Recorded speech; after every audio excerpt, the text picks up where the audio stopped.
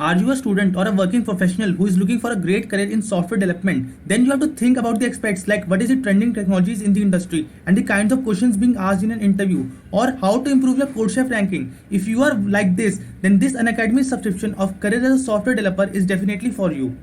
Our hosts are working with some of the top companies like Google and Amazon. They will walk you through their own industry experience and interact with a lot of guests like HR and industry leaders of top companies where they will ask questions raised by you.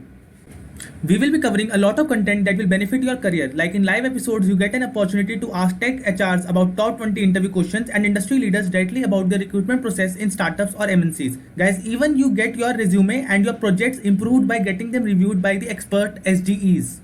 You can learn about cloud computing, blockchain, top interview questions, and get placement tips and hacks under this career as a software developer subscription of Unacademy.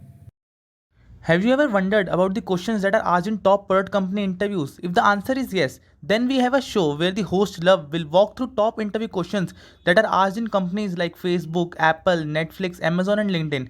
How to solve them and respond in a way that helps you in cracking job interviews. Now, what is it that you will not find on YouTube? You will get a chance to come live with Love and get your queries resolved on the spot. If you are a college student looking to get placed in top world companies, or if you are a working professional looking to switch, this is the show for you. If interested, the link is in the description box. Hi guys, welcome to Code Bashers. Guys, in this video, I will be discussing the Cognizant Gen Z interview experience. This interview happened recently only on 18th September 2021. And guys, this is the fifth interview experience that I am covering for Gen Z profile for 2022 batch. And as a overall, it is the 10th interview experience that I am covering on my channel of the Gen Z profile. So all the Gen Z interviews, whether it is of 2021 batch or it is of 2022 batch, you will find all the Gen Z interviews under this playlist on my channel, that is Cognizant Gen Z Interview Experience 2021/2022. I will give the link of this playlist in the I button or in the description box.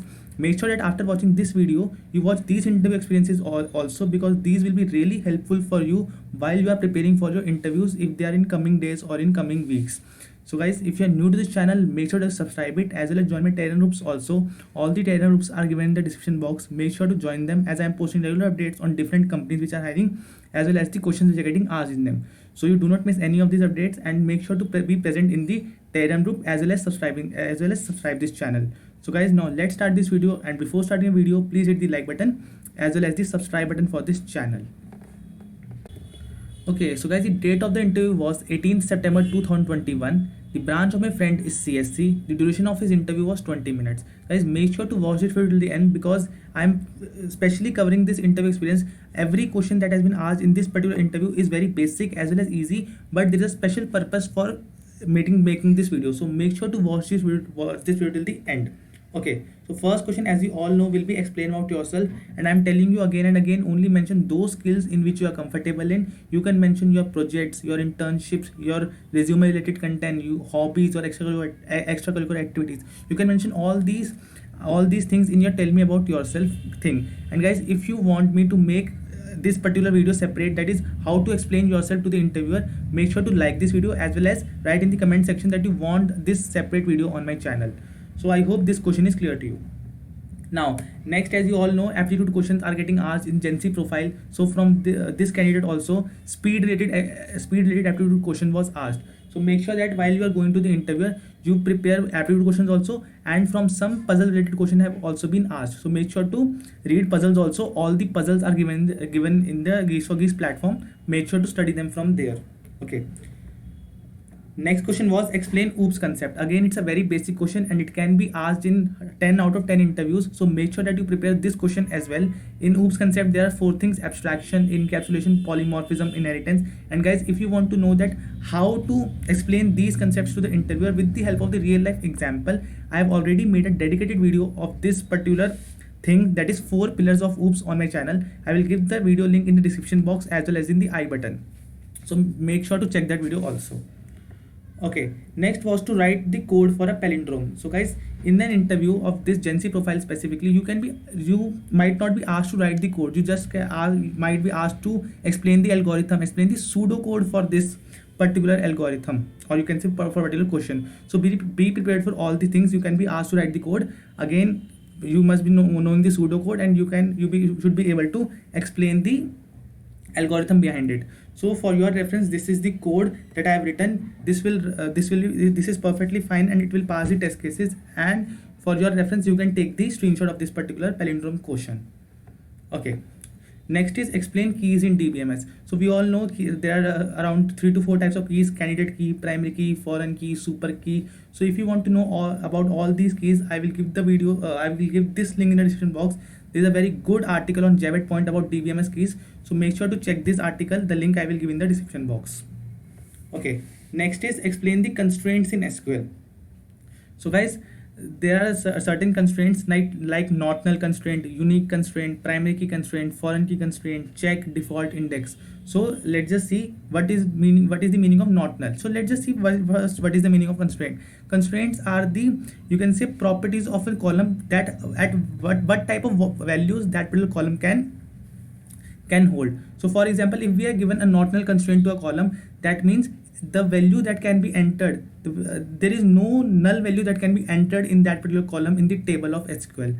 Next is unique constraint. So if we are giving a column a unique value, unique constraint, then it means that that particular column should only contain unique values and there should not be any duplicate value in that particular column. Next is primary key. Primary key is nothing but it is the addition of unique plus not null. So all the values should be unique in the primary key column, plus there should not be null values in the primary key column.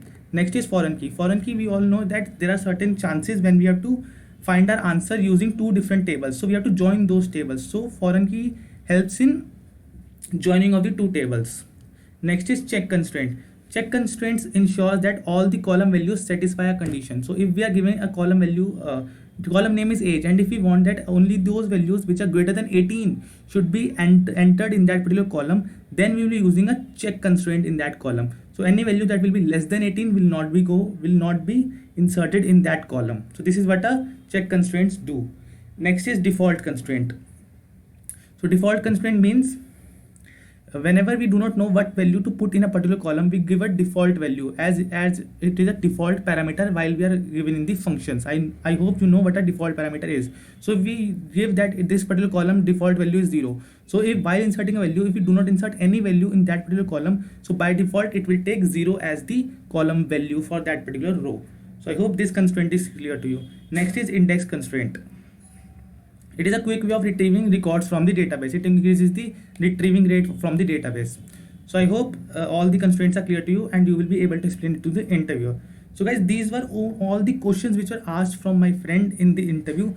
But you can see that all these questions are very easy. But specifically, I picked up this interview experience because you can notice that in this particular interview, there were no HR questions. And many of you were having a doubt that, sir, HR questions have not been asked from me, whether I will be selected or not, whether it is the meaning that I have not given the interview well and I will not be selected. So guys, it does not depend whether your HR questions have been asked from you or not.